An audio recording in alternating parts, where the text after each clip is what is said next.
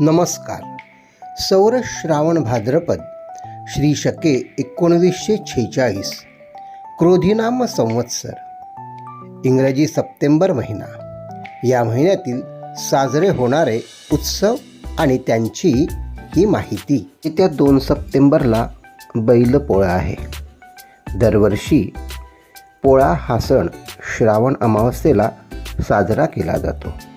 याला पिठोरी अमावस्या असेही म्हणतात.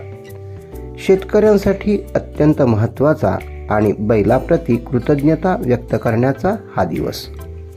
पोळ्याच्या दिवशी बैलांची अंघोळ घालून त्यांना छान सजविलं जातं. त्यांना वडापुरणाचं जेवण दिलं जातं. त्यांची मिरवणूक काढली जाते. या दिवशी वर्षभर शेतात राबणाऱ्या बैलांना शेतीच्या कामापासून आराम दिला जातो. पोळ्याचा दुसरा दिवस म्हणजे तान्हा पोळा.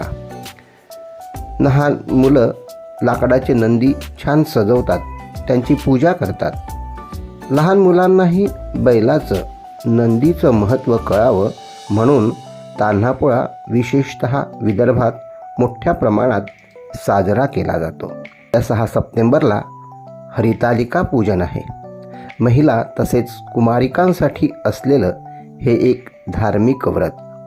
हे व्रत भाद्रपद शुद्ध तृतीयेला केलं जातं.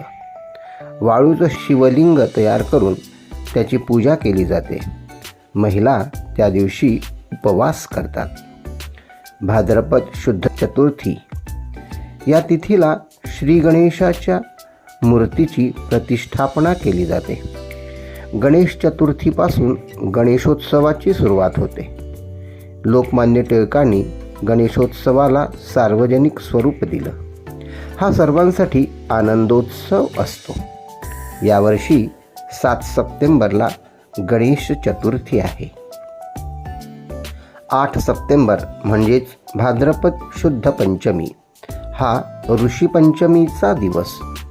कश्यप, भारद्वाज, विश्वामित्र, गौतम, जमदग्नी, वशिष्ठ आणि अत्री या 7 ऋषींचं पूजन करण्याचा तसंच स्मरण करण्याचा हा दिवस.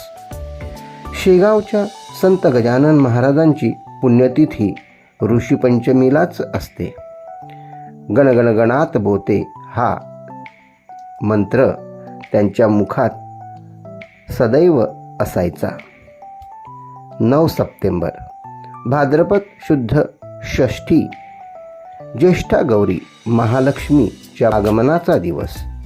हे व्रत भाद्रपद शुद्ध षष्ठी ते अष्टमी या 3 दिवसांचे असते. पहिला दिवस आवाहनाचा, दुसरा पूजेचा तर तिसरा विसर्जनाचा दिवस असतो. परिवर्तनी किंवा पद्मा एकादशी असं म्हणतात.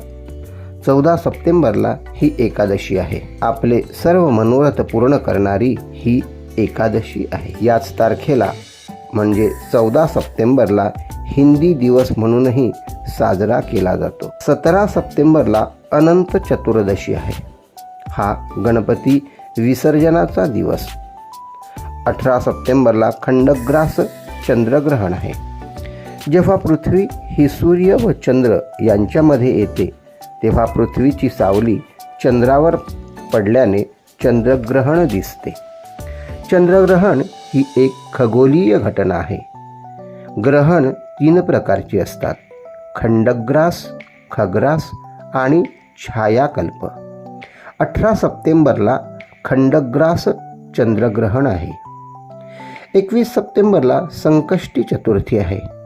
कृष्ण पक्षात येणाऱ्या चतुर्थीला संकष्ट किंवा संकष्टी चतुर्थी म्हणतात.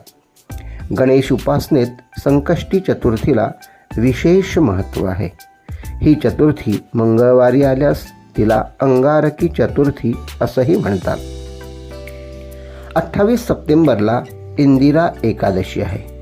पितृपक्षातील एकादशीला इंदिरा एकादशी म्हणून ओळखलं जातं. या दिवशी श्री विष्णूंच्या पूजेसोबतच पितरांचेही स्मरण केले जाते. शुभम भवतु.